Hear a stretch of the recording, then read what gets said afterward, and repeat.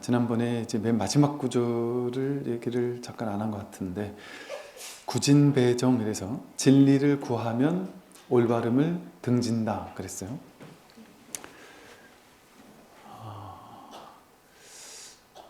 이런 부분이 이제 우리가 그 불교에서는 이제 중도로서 설할 수밖에 없는 부분이에요. 진리를 구해야 되잖아요. 도를 구해야 되잖아요.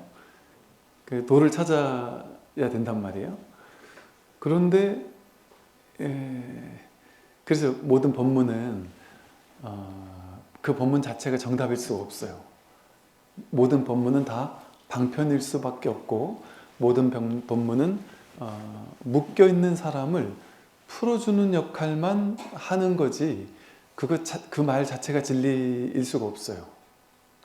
그러니까 도를 구하지 않고 탐진치 삼독에 사로잡혀서 오로지 중생의 세간법밖에 모르는 그런 사람에게는 도를 구하라고 얘기해야 돼요.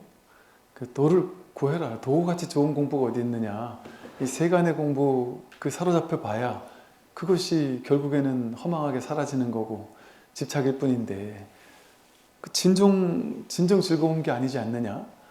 그러니 이 도 공부를 해야 된다. 이것만이 최상의 공부의 길이다. 이렇게 얘기를 해서 이 도 공부의 길로 이끌어줘야 된단 말이에요. 대부분의 사람들은 도를 닦아라 하고 도를 구해라 이렇게 얘기해야 되는 게 맞아요. 근데 이제 그래서 이게 이제 선오록들이 최상승의 법문이에요. 그래서 선오록을 이렇게 많은 분들이 모이는 자리에서 대중법문을 한다라는 것은 뭐랄까요, 상상하기 힘들었던 일인 거예요. 옛날 같으면. 이거는 그냥 선사 스님들이, 조실 스님이 선방에 있는 스님들 모아놓고 하는 법문이란 말이에요. 쉽게 말하면. 이런 어떤 그 출세간의 그 안목이 있는 법문을 일반 대중에게 법회를 한다? 이게 오해하기 딱 좋은 말일 수 있거든요.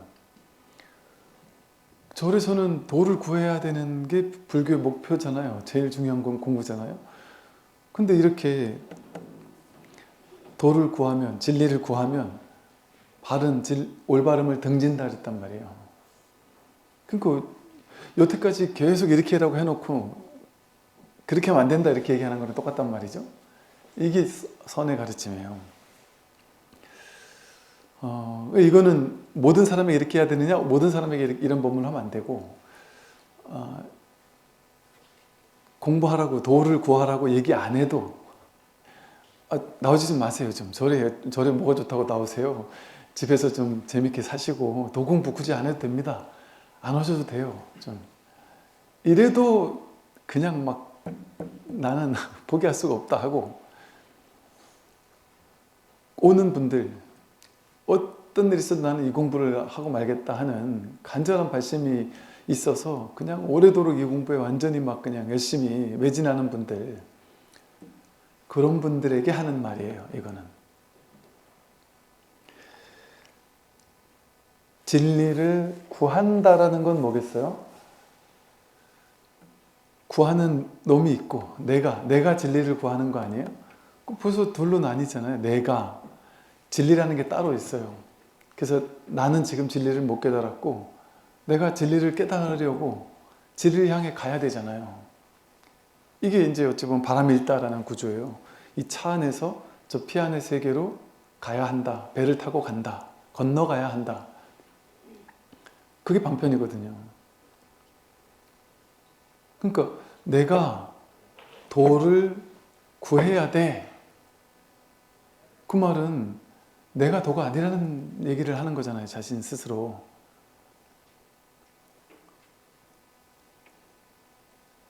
내가 도를 구한다?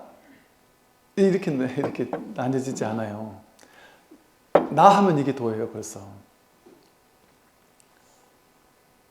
똑같은 거예요. 나 하면 이게 도고, 도를 하면 그게 도고, 구한다 해도 도고, 구하지 않는다 해도 도고. 오로지 도 하나밖에 없어서 이런 말이 붙는 것은 이건 아주 방편으로나 이렇게 말할 수 있는 거죠. 이 진실을 오롯이 설하는 자리에서는 도를 구한다 이런 말 할 수가 없어요. 구하는 그놈이 사라져야 되는 거예요. 도를 구하려고 하는 그 마음이 훅 쉬어야 된단 말이에요. 근데 처음부터 그렇게 됩니까? 안 되죠. 처음에 밀어붙이게 해서 도를 구하도록 해서 도공부를 열심히 밀어붙이게 하다가 나중에 그 도에 대한 마음까지 확 뺏어줘야 이러지도 저러지도 못하는, 처음에는 도를 구하도록 하고 나면 열심히 도를 향해서 막 나아간단 말이에요. 그럼 그 나아가는 동안은 도를 얻을 수가 없어요. 나아가던 마음이 확 한번 무너져야 된단 말이죠. 왜 도를 향해 나아가는 마음은 둘로 나뉘는 마음을 열심히 실천하고 있는 거 아니에요? 도를 구하는 것 자체가 벌써 법과 멀어지는 일인데 구하면 구하는 걸 얻게 될 거 아니에요? 인간부족으로. 그러니까 아이러니하게도 구하면 얻을 수 없는 거죠. 구하면 구하러 가잖아요. 어딘가를 가잖아요. 구하는 걸 찾잖아요. 이걸 구하려고 하거나 이걸 구하려고 하거나 이걸 구하려고 하거나 이걸 가지려고 하면 계속 이걸 찾아 나서고 이걸 찾아 나서는 거 아니에요? 그러면 이걸 구하려고 하는 이놈이거든요. 근데 어떻게 이걸 찾으려고 쫓아가는 사람이 쫓아가고 있는 자기를 돌아볼 수 있겠어요?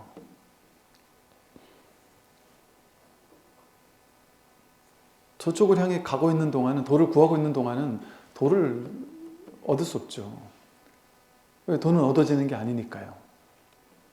도를 얻겠다는 생각이 훅 쉬면 본래부터 도였다라는 그 진실이 드러나는 것 뿐이거든요. 그래서 여기서는 이렇게 진리를 구하면 올바름을 등진다라고 이야기를 했고요. 이제 오늘 부분을 보면요. 쌍으로 대치하는 둘이 모두 사라지면 투명하고 밝고 깨끗하다 그랬습니다. 쌍으로 대치하는 둘, 이게 둘로 나뉘는 분별을 얘기를 하죠. 쌍으로 대치하는 둘이 뭘까요? 전부 다 쌍으로 대치하는 둘이에요. 쌍으로 대치하는 둘이 아닌 게 아무것도 없어요. 쌍으로 대치하는 둘을 세우지 않으면 그냥 이것뿐이거든요. 그냥 이것뿐이에요.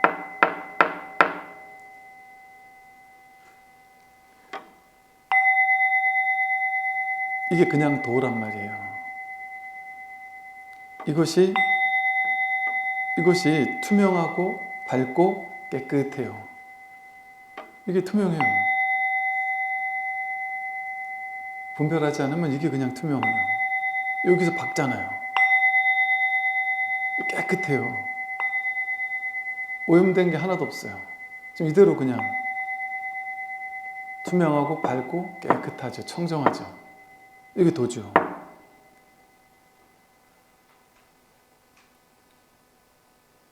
쌍으로 대치하는 둘을 세우기 때문에 이게 투명하지도 않고 밝지도 않고 청정하지도 않은 거예요.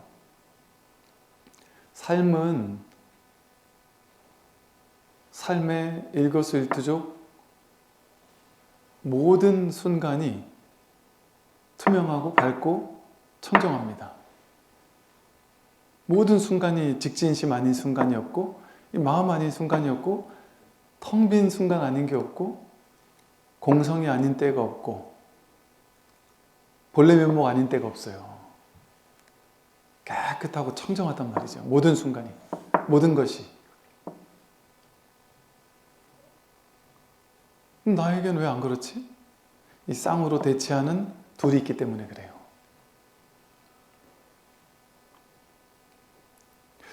예를 들어 보면요. 예를 들어 어릴 때, 학교 다닐 때 갑자기 성적이 뚝 떨어진 날이 있었어요. 전교 10등 하던 친구였는데, 전교 처음으로 10등 안에 들던 친구였는데 전교 30등으로 뚝 떨어졌어요. 예를 들어. 그럼 그 친구는 학창 시절에 최악의 순간이었을 수 있어요. 그래서 그날 성적표를 받는 순간 막 세상이 무너지는 것 같고 너무 충격적이던 순간이 있을 수 있을 거예요. 그럼 그 순간이 너무 충격적이면 나중에 나이가 들면서도 문득문득 그 트라우마가 떠올라서 뭔가 시험 볼 때라든지 결정적인 어떤 중요한 순간에 너무너무 떨기도 해요. 벌벌벌벌 떨기도 하고 두렵고 진급만 다가오면 막 그때가 떠오르고 이럴 수도 있겠죠. 그 순간이 그 친구에게는 엄청 충격적인 순간이었을 수 있을 거예요. 전교 30등을 한 그 순간이. 근데 그것 자체는 괴로움이 아니에요, 사실은. 근데 쌍으로 대치되는 생각에 사로잡혀 있기 때문에 그게 괴로운 순간으로 만들어져 버린 거예요. 분별심이 그렇게 만들어 버린 거예요, 그 순간을. 쌍으로 대치된다는 게 뭐예요? 지난번 시험에는 5등, 10등을 했다. 지난번에 5등, 10등 했으니까 나는 5등, 10등 하는 사람이야 라고 자기를 규정한단 말이에요. 그렇게 상을 내세운단 말이에요. 나는 이런 사람이야. 나는 공부를 잘하는 사람이야 하고 그 이미지, 그 모양을 나로 동일시한단 말이에요. 그래서 그 생각에 사로잡혀요. 그 생각이 어떤 우월감을 가져와요? 나머지 100등, 200등, 300등 하는 친구들보다 나는 월등히 공부를 잘하는 사람이야 라는 이 상대적 분별심, 상대적 우월감을 가져온단 말이에요. 그리고 그 상대적인 우월감, 그게 나라고 생각해요.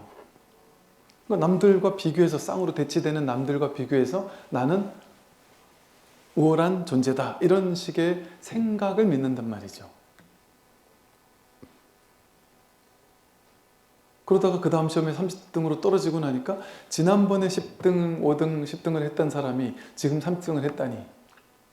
이게 분별된 생각이잖아요. 쌍으로 대치되어 있는 생각이란 말이에요. 비교하는 생각이죠. 그게 나를 죽을 때까지 트라우마가 남게 만든 거겠죠. 그 생각을 따라가니까. 그런데 어쩌면 그래서 이 친구는 그날 이 성적표를 받던 그날의 우울한 하늘과 잿빛 하늘과 그날의 친구들도 다 꼴보기 싫고 선생님도 꼴보기 싫고 세상도 어두어둑하고 그날의 그 우울했던 학교를 우울하게 기억할 수도 있어요. 근데 그 옆에 단짝이었던 친구는 전교 100등 하다가 100등, 150등 계속 하다가 그날따라 전교 50등으로 확 뛰었다. 그럼 그 옆에 친구는 50등을 했는데 본인은 30등 했고 옆에 친구는 50등을 했는데 그날은 태어나서 제일 기쁜 날일 수도 있어요. 학교가 이렇게 행복한 곳이라니, 내가 해도 되는 사람이었다니, 엄청난 막 기쁨의 순간일 수도 있죠. 그래서 그날이 너무나 화창하고 아름다웠던 날로 기억할 수도 있겠죠. 그럼 보세요. 그날의 그 학교, 그 반, 그 선생님, 그 친구들, 그날의 날씨, 그날의 햇살, 그날의 공기, 그 모든 것은 똑같아요. 똑같은데 내가 어떤 분별심에 사로잡힌 채 그날을, 그 순간을 해석하느냐에 따라서 전혀 다른 순간으로 사진이 찍히는 거죠. 전자의 친구에게는 그날은 최악이라고 해석된 사진, 이미지가 나에게 탁 박혀 있게 되죠. 거기에다가 생각, 감정, 의지, 의식을 같이 오추연으로 쌓은 채 그 분별을 덕지덕지 입힌 채 그걸 나에게 저장되어 있단 말이에요. 그날의 그 감정, 서글펐던 감정, 충격적인 감정, 막 나는 이것밖에 안 된 놈인가 하는, 해도 안 되는군 하는 그런 감정, 이런 것들을 다 덕지덕지 켜켜이 쌓아가지고 그날을 해석하고 있었단 말이죠. 그러면 분별이잖아요. 그날이 좋았다 하는 것도 분별이고 그날이 나빴다 하는 것도 분별이죠. 나는 실패한 사람이야 라는 것도 분별이고 성공적이다 라는 것도 분별이죠. 그 모든 것은 어디서 나온 거냐? 쌍으로 대치되는 분별에서 나왔단 말이에요. 비교에서 나왔단 말이죠. 내가 나 자신과 비교하든 남들과 비교해서 나를 어떻다라고 규정하든 비교가 나를 규정했던 거죠. 내가 누구인지를 우리는 규정할 수 없거든요. 내가 누구인가의 답을 찾는 것이 내가 누구인가의 답이 아니고 내가 누구랄 게 없구나. 누구가 아니구나. 나는 누구가 될 수 없구나. 그 어떤 걸로도 규정될 수 없구나. 내가 이런 누구다라고 규정했다면 그건 분별이었을 뿐이구나. 남들과 비교를 통해서 허망한 망상으로 그 망상을 쥐고 있었을 뿐이었구나. 그거 다 망상이잖아요. 그러니까 그날에 그런 일이 있었습니까? 자기 생각으로 그런 생각을 만들었던 것뿐이죠. 그럼 진실한 건 뭘까요? 그날을 기쁘게 사진 찍은 사람이나 괴롭게 사진 찍은 사람이나 기쁘고 괴로운 것 자체는 좋고 나쁜 게 아니에요. 그건 진실한 게 아니죠. 그날 서글펐다라고 하는 그 마음, 내가 분별을 일으키고 감정을 일으켰던 그 마음을 이렇게 비추고 있던, 그 마음을 알아차리고 있는 분별 이전에 이 빛, 광명, 이 비춤, 이거는 분별되지 않는 진실이죠. 그거는 해석되지 않는단 말이에요. 해석되지 않고 분별되지 않죠. 삶의 모든 순간이 이와 같은 순간이에요. 내가 좋았다 하는 순간, 나빴다 하는 순간, 성공했다 하는 순간, 실패했다 하는 순간, 그건 다 이미지, 모양, 그림, 상일 뿐이에요. 나의 해석일 뿐이에요. 그리고 그 해석이 옳은지 그른지도 알 수 없어요. 그때는 최악이라고 생각했는데 시간이 지나니까 그때가 나를 살린 순간일 수도 있어요. 알 수가 없어요. 그런데 우리는 안다고 생각해요. 안다고 생각하는 허망한 망상을 붙잡고 있기 때문에, 근데 그 망상이 어디서 생겼냔 말이에요. 지금 그 장면을 내 식대로 해석하는 그 해석된 분별심, 그 원천이 어디서 나왔느냐 말이죠. 쌍으로 대치되는 분별에서 나왔어요. 이 사람과 저 사람을 비교하고 이 사람과 저 사람을 분별하는 걸 통해서 이게 좋은 일인지 나쁜 일인지가 임시로 그림 그려지고 있는 것뿐이죠. 전부 다가 이렇게 비교 분별이 만들어낸 그림이에요. 나는 키가 작아서 괴로워. 나는 학벌 컴플렉스가 있어. 난 외모도 좀 컴플렉스가 있어. 여러 가지 자신이 싫어하는 부분이 있을 거 아니에요. 난 이것 때문에 내가 싫어하는 부분들이 있을 거 아니에요. 그 모든 부분들, 그거 진실일까요? 그건 자기가 그렇게 만들어낸 생각이죠. 신기하게도 꼭 호리호리한 사람이 살 빼겠다고 그러고 뚱뚱하다고 그러거든요. 도대체 어디를 빼야 될지를 모르겠는데도 살을 빼야 된다고 그런단 말이죠. 본인 생각에는 거울을 보면 모두가 보이는 그 모습이 안 보이고 자기 생각에는 이렇게 찡게 보이는 걸 수도 있어요.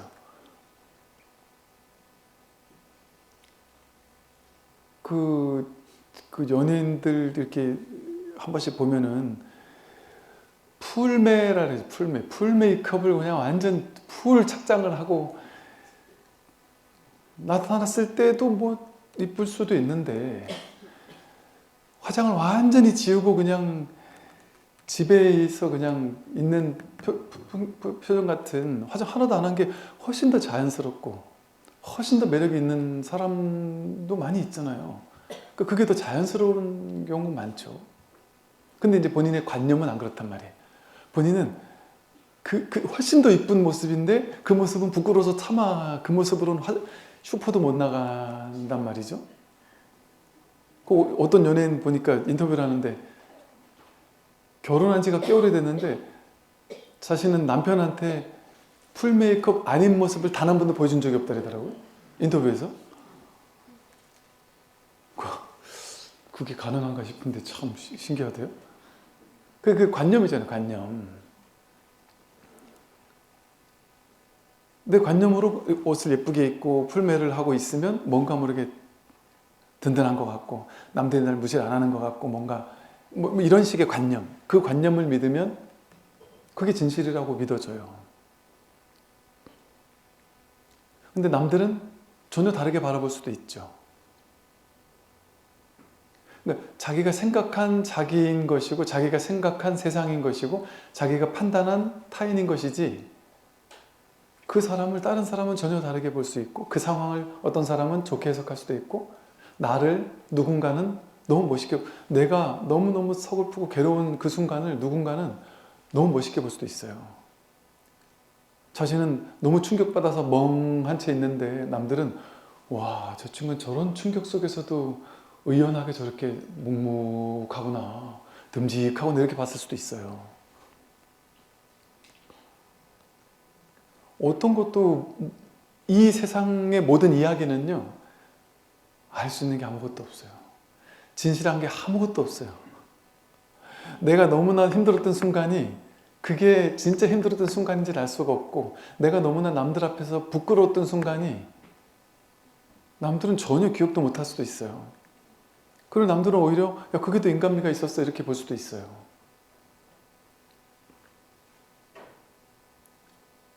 그러니까 우리가 지금까지 자신의 삶을 기억으로 되짚어 보면 아주 좋았을 때나 아주 싫었을 때 같은 어떤 특정 장면들이 떠오르잖아요.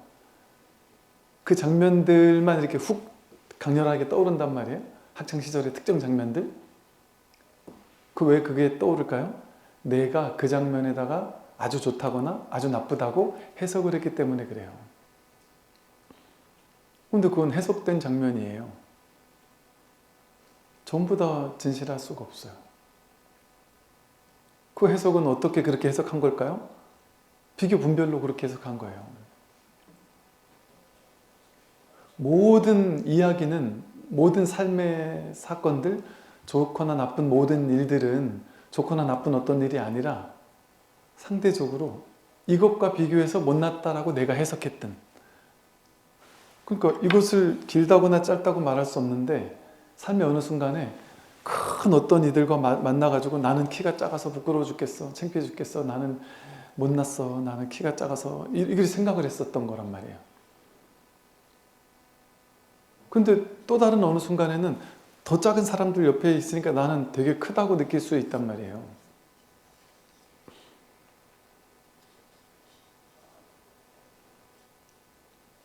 우리가 다 그렇잖아요. 너무 잘난 친구들이 많이 모여있는 곳에 가면 내가 좀 이렇게 찐따같이 느껴지고 부끄럽고 참 대학 다닐 때 예를 들어 어디 단체 소개팅 같은 걸 단체 미팅 같은 걸 가면 그 그룹핑을 어떻게 해서 나가느냐가 중요하잖아요. 근데 누가 나가느냐가 중요한 거예요. 내가 나갈까 말까가 중요한 게 아니라 우리 팀에 누가 나가는데 이걸 봐서 너무 잘난 애들만 가면 따라가면 안 되는 거죠. 거기서 완전히 오징어가 되니까. 근데 딱 가는 친구들이 보니까 해볼 만하다 하면 자신감을 가지고 갈 수도 있잖아요. 거기서 내가 최고니까.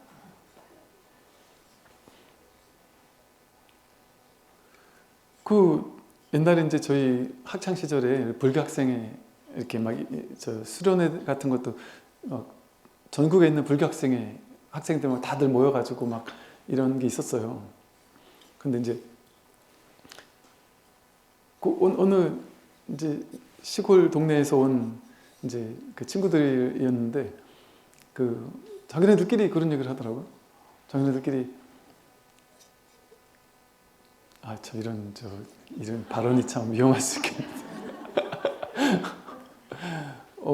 자기네 학교 퀸카래요. 퀸카.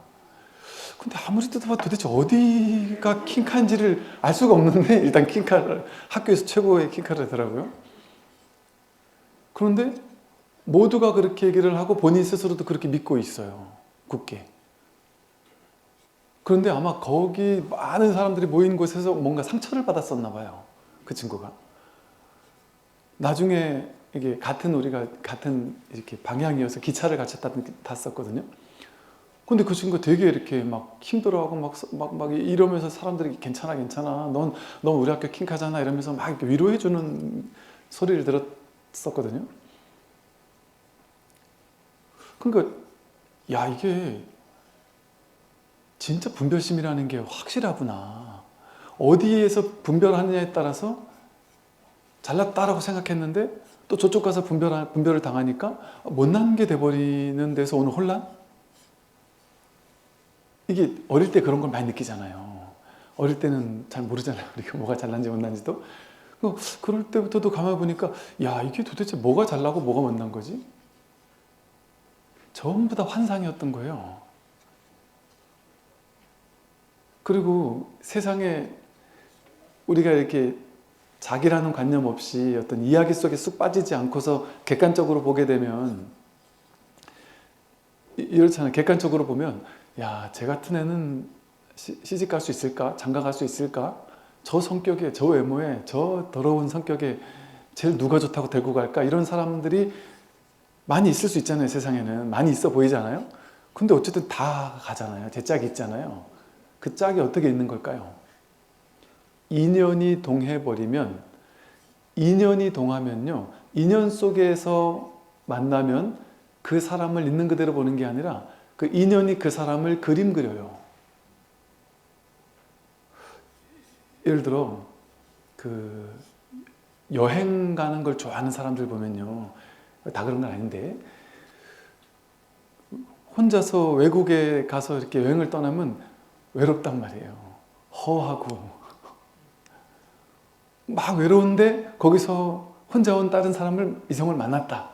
그러면 그냥 예뻐 보이고 하는 짓도 좋아 보이고 뭐 그냥 그렇게 보이는 거예요. 그냥 이게 비교 대상이 없고, 또 내 마음이 그렇지 않아도 허했던 차에 또 창씨들도 어때요? 이렇게 막 차여가지고 막 괴로워가지고 허하던 차 그 틈을 틈타서 누가 와서 그 외로움을 달래주면 또 마음이 열리기도 하잖아요. 즉 잘났다 못났다 좋다 나쁘다 하는 것이 실제가 들어오는 게 아니고 인연이 들어와서 그 모양으로 사랑을 하게 되는 거예요. 실제 내가 그 사람을 사랑하는 게 아니라 그 사람과 나와의 인연이 사랑일 뿐이고, 그 사람과 나와의 인연의 마주침이 상을 만들어내요. 모양을 만들어내요. 그 사람이 매력 있는 모양인지 매력 없는 모양인지를 만들어내요. 그러다 나중에 상이 깨지고 나면 내가 인생 최대의 실수를 했구나, 그럴 수도 있겠지만 왜 이랬지? 몰라요. 아무도 알 수가 없어요. 왜 그런지 모른다니까요. 왜 그런 걸까요? 내가 사는 게 아니어서 그래요. 그러잖아요. 내가 사는 거였으면 나는 죽었다 깨어나도 우리 아빠 같은 남자는 절대 안 만날 거야 이러면서 굳은 다짐을 20년 동안 굳은 다짐을 하고 살던 친구들이 나중에 결혼하고 나서 가만히 되짚어 보니까 이놈이 남편하고 우리 아빠하고 똑 닮은 스타일인데 그 사람한테 나도 모르게 끌렸단 말이에요. 생각은 난 죽어도 그런 사람은 싫어했는데 무의식은 또 그게 끌릴 수도 있단 말이죠. 알 수가 없어요. 인연이 만들어내기 때문에 그래요. 내가 하는 게 아니에요. 인연이 만들어요. 그러니 내 분별대로 되는 게 아니라니까요. 분별대로 내 생각대로 될 것 같으면 누구나 다 나는 부자 될 거야 이러잖아요. 온 세상 사람이 다 부자 될 거야 이럴 거예요. 근데 마음 먹는다고 그렇게 안 되잖아요. 주식 하시는 분들이 뭐 주식 누구나 다 하니까 뭐 자꾸 주식 얘기하기 좀 죄송스럽지만, 주식하는 분들이 뭐 주식을 해야 된다 하지 말아야 된다고 정해진 게 없죠. 그걸 제가 무조건 나쁘다라고 얘기하는 게 아니에요. 인연 따라 나쁠 수도 있고 좋을 수도 있지 않을까요? 모든 건 똑같죠. 자신이 그냥 이 정도 돈은 뭐 있어도 그만 없어도 그만인 거 가지고 욕심 부리지 않고 하면 할 수 있겠죠. 더구나 요즘 같은 세상에 그 관련된 일을 하는 사람들 같은, 경제나 이런 일을 하는 사람들은 그런 걸 하면서 뭐 공부도 하고 뭐 이래저래 그럴 수 있죠. 할 수 있죠. 그런데 이제 그게 문제가 될 때는 언제일까요? 과도해질 때, 과도한 욕심이 개입될 때. 그래서 과도하게 그냥 없는 돈 있는 돈 끌어다가 막 베팅을 하거나 심지어는 막 빚을 내가지고라도 하거나 그러다가 큰일 나는 거죠.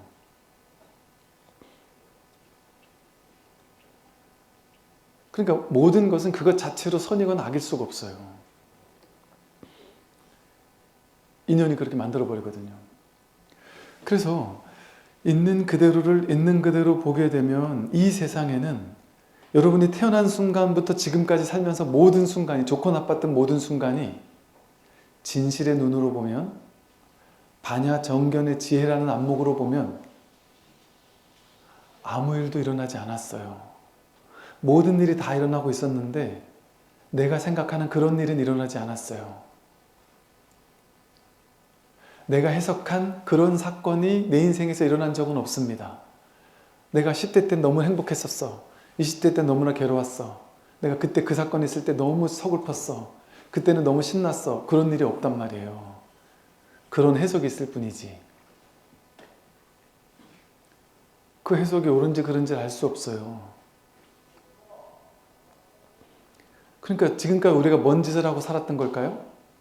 환상 속에서, 망상 속에서, 허망한 상 속에서, 허상, 헛되게 망상으로 만들어 놓은 허상, 허망한 상 속에서 그걸 진짜인 줄 알고, 실제인 줄 알고 사로잡힌 채 이걸 길다거나 짧다고 규정한 채 나는 키가 크거나 작아, 나는 능력 있거나 능력 없어 라고 규정한 채 거기 사로잡혀서 사는 거예요. 제 학교 다닐 때 친구 중에 보면요, 똑같이 인서울의 끄트머리 학교쯤을 갔던 친구들이 있어요. 근데 그 두 명의 뭐랄까, 포지션이 완전 달라요. 자신의 학벌을 대하는 태도가 완전히 달라요. 그 두 친구가. 한 친구는 자신은 인서울을 절대 못할 거라고 생각했는데 어떻게 운 좋게 인서울을 했단 말이에요. 그 뿌듯함. 나는 서울에서 학교 나왔다. 나 이런 학교 나왔다라는 얘기를 은근히 너무너무 기뻐하고 뿌듯해하고 막 그냥 묻지도 않았는데 그 얘기를 하고, 학교 다닐 때도 그 시골에 집에 오는데 그 과잠을 맨날 입고 오고 얼마나 뿌듯했으면, 너무너무 뿌듯해하는 친구인 거예요. 근데 다른 친구는 더 높은 데를 분명히 갈 수 있는 실력이었는데 여기밖에 못 간 거에 대해서 너무너무 부끄러워가지고 과잠은 학교 안에서만 입지 밖에 나가서는 입지도 않을 뿐 아니라 어디 가서도 학벌 얘기를 절대 꺼내지도 않는, 너무 부끄러워서. 그럴 수 있잖아요. 사람에 따라서. 그 관념이 어디서 나온 걸까요? 자기가 본래부터 정해져 있나요? 본래부터 내가 어떤 사람인지 정해져 있지 않거든요. 내가 관념으로 그렇게 만든 거거든요. 그게 좋은 거다, 그게 나쁜 거다라고. 전부 다 허상의 세계를 살고 있었던 거예요. 그 허상의 세계는 어떻게 만들어져요? 쌍으로 대치하는 둘이라는 게 환상이거든요. 이것이 있으므로 이것이 있는 것 뿐이거든요. 짧은 게 있으므로 길다라는 분별이 있을 뿐이거든요. 그러니까 우리가 신기하잖아요. 일반적인 대부분의 사람은 나보다 잘난 누군가와 비교하면 나는 너무 못났어요. 부끄러울 정도로 못났어요. 나보다 훨씬 못난 누군가와 비교하면 나는 와, 되게 괜찮은 사람이에요. 여러분 사회생활 하다 보면 그런 얘기들을 종종 하잖아요. 사회생활 하다 보니까요, 이제 군에서도 그런 얘기를 많이 해요. 와, 제발 좀 지휘관을 평범한 사람을 만나고 싶어. 이런 얘기를 많이 해요. 나는 좋은 사람 안 바래. 그냥 평범한 사람만 만났으면 좋겠어. 다 사이코야. 어떻게 다 사이코지? 이렇게 생각을 한단 말이에요. 뭔가 문제가 있으니까. 근데 또 반대로 또 지휘관하고 만나서 얘기하면요, 나는 내 밑에 부하들이 특출난 부하가 나타나서 나를 막 잘 서포트해주고 이런 걸 기대도 안 한다고. 그냥 사이코만 아니었으면 좋겠다. 그냥 평범한 친구들이, 평범한 중대장들은 또 그래. 평범한 소대장만 있으면 좋겠다.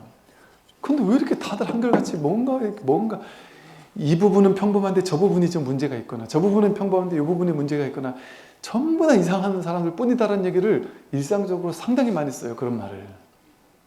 그래서 그분들이 진짜 사이콘가 싶어가지고 만나서 얘기해보면 멀쩡한 사람들이에요. 근데 보니까 본인은 이게 두루두루 모든 분야에서 평범한, 그 말을 가만히 듣고 보니까, 야, 이 세상에 제일 힘든 게 평범한 거예요. 그냥 평범한 정상. 여러분, 그냥 평범한 정상인 찾기가 하늘의 별따기입니다. 제가 법회할 때도 한 번씩 그러잖아요. 저는 얘같이 평범한 애를 본 적이 없어요. 얘 정말 너무나 평범해요 라고 얘기를 해서 종종 했었단 말이에요. 그 얘기를 듣고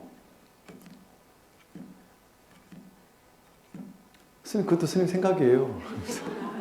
저를 오랫동안 지켜본 사람이. 그 자기가 봤을 때 자기가 평범하다고 생각하겠지. 그것도 자기 판단이라는 거죠.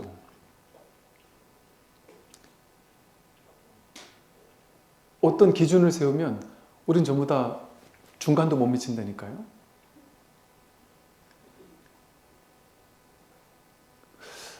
그 특정한 기준을 세워가지고 그 사람을 판단, 평가할 수 없어요. 그런데 우리는 이 분별의 세계에 살고 있으니까 분별된 세상을 원해요.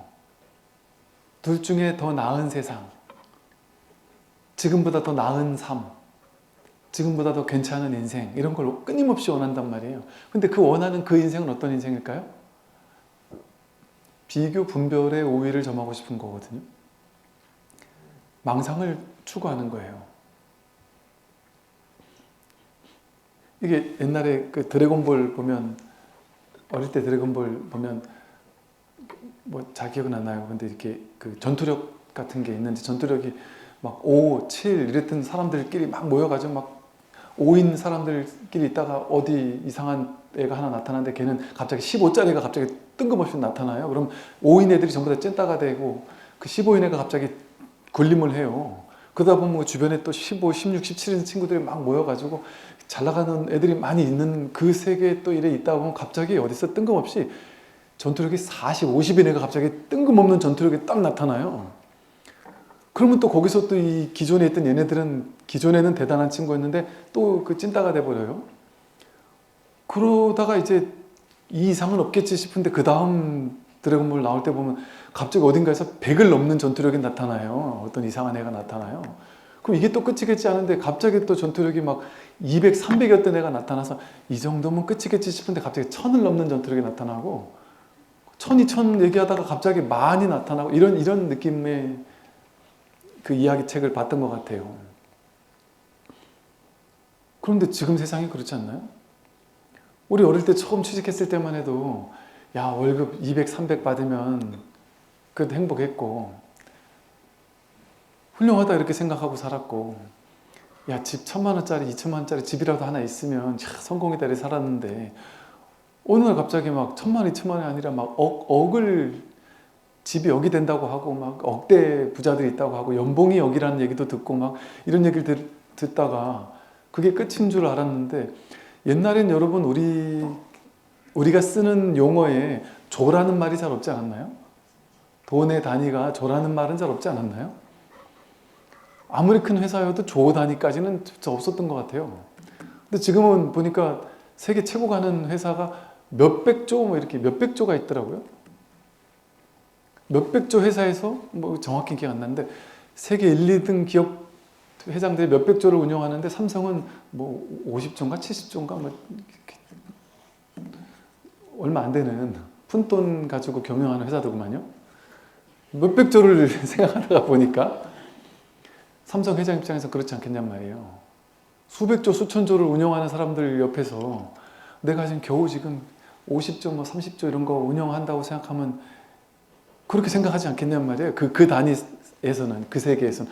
우리 세계에서는 조가 뭐예요, 지금. 1000만 원만 있어도 진짜 너무너무 행복하더라도. 그러니까 그런 단위들을 보게 됐을 때 분별이라는 게 정말 허망하지 않나요? 도대체 어느 분별까지를 우리가 추구할 거냔 말이에요. 추구해도 끝도 없어요. 이게 끝이겠지 싶은데 그게 끝이 아니라니까요. 무한정 나타나게 돼 있다니까요. 거기서 끝까지 그걸 추구하고 쫓아가서 내가 원하는 뭔가를 얻고야 말겠다? 그거 불가능한 거죠. 그러니까 애초에 어떻게 하면 될까요? 그 분별의 구조에서 최상층을 유지하려고 끝끝내 달려가다가는 10, 20으로 달려가다가 100으로 달려가도 안 돼요. 1000으로 달려가도 안 돼요. 나중에는. 끝도 없어요. 그러다가 이제 힘줘서 달려갈 때쯤 되면 이제는 나이가 들고 기력도 쇠하고 해서 더 비참해진다니까요. 말년은 다 그렇게 비참해져요. 젊은 친구들한테 당해낼 수가 없잖아요. 근데 이제 나이가 들면 들수록 여기에서밖에 이제 끝을 볼 수가 없어요. 다른 거 뭘로 해도 우리가 다 지잖아요. 젊은 친구들한테.